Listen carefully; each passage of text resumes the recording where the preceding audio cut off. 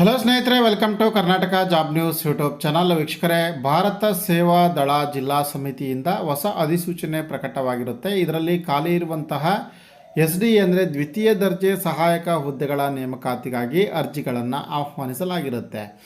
ಈ ನೇಮಕಾತಿ ಕುರಿತಂತೆ ಸಂಪೂರ್ಣ ಮಾಹಿತಿಯನ್ನು ಕೊಡ್ತೇನೆ. ವಿಡಿಯೋವನ್ನು ಸ್ಕಿಪ್ ಮಾಡದೆ ಪೂರ್ತಿಯಾಗಿ ವಾಚ್ ಮಾಡಿ. ವಿಡಿಯೋ ಸ್ಟಾರ್ಟ್ ಮಾಡೋದಕ್ಕಿಂತ ಮುಂಚೆ ಇದೇ ಮೊದಲ ಬಾರಿಗೆ ನೀವು ನಮ್ಮ ಚಾನಲ್ನ ನೋಡ್ತಾ ಇದ್ರೆ ಸಬ್ಸ್ಕ್ರೈಬ್ ಮಾಡ್ಕೊಳ್ಳಿ ಮತ್ತು ಬೆಲ್ ಐಕಾನ್ ಕೂಡ ಕ್ಲಿಕ್ ಮಾಡಿ. ಗೆಳೆಯರೆ, ಭಾರತ್ ಸೇವಾದಳ ಜಿಲ್ಲಾ ಸಮಿತಿ ಮೈಸೂರು ಕರ್ನಾಟಕ ಸರ್ಕಾರ ಸಾರ್ವಜನಿಕ ಶಿಕ್ಷಣ ಇಲಾಖೆಯ ಅಧೀನ ಸಂಸ್ಥೆ.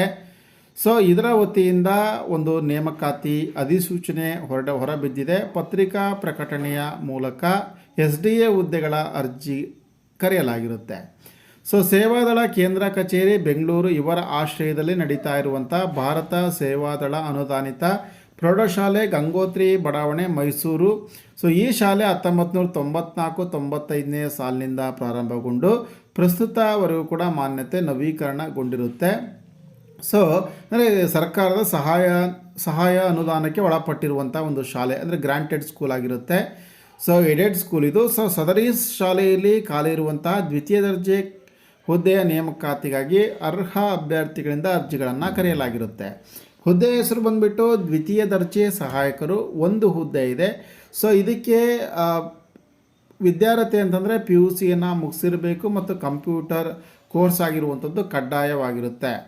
ಮೀಸಲಿರುವಂಥ ವರ್ಗ ಅಂದರೆ ಸಾಮಾನ್ಯ ವರ್ಗಕ್ಕೆ ಈ ಒಂದು ಮೀಸಲಿರಿಸಿರ್ತಕ್ಕಂಥದ್ದು. ಯಾರು ಬೇಕಾದರೂ ಕೂಡ ಅರ್ಜಿಯನ್ನು ಸಲ್ಲಿಸಬಹುದು. ಅರ್ಜಿಯನ್ನು ಸಲ್ಲಿಸ್ತಕ್ಕಂತಹ ಒಂದು ಪ್ರಮುಖ ದಿನಾಂಕ ಈ ಒಂದು ಅಧಿಸೂಚನೆ ಪ್ರಕಟವಾಗಿ 21 ದಿನಗಳ ಒಳಗಾಗಿ ಅರ್ಜಿಯನ್ನು ಸಲ್ಲಿಸ್ಬೋದು ಅಂತೇಳಿ.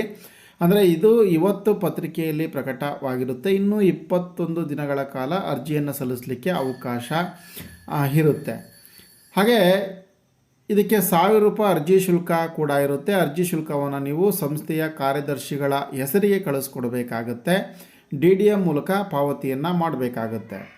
ಆಸಕ್ತ ಅಭ್ಯರ್ಥಿಗಳು ಕೂಡಲೇ ಅರ್ಜಿಯನ್ನು ಸಲ್ಲಿಸಿ. ಅರ್ಜಿಯನ್ನು ಸಲ್ಲಿಸ್ತಕ್ಕಂಥ ವಿಳಾಸ ಮತ್ತು ಅರ್ಜಿ ನಮೂನೆ ದೊರೆಯುವಂತಹ ವಿಳಾಸ: ಭಾರತ ಸೇವಾದಳ ಜಿಲ್ಲಾ ಸಮಿತಿ, Mysuru, P12 M block, Gangotri ಬಡಾವಣೆ, ಮಾರುತಿ ದೇವಸ್ಥಾನದ ಎದುರು, ಸರಸ್ವತಿ ಪುರಂ, ಮೈಸೂರು 570009.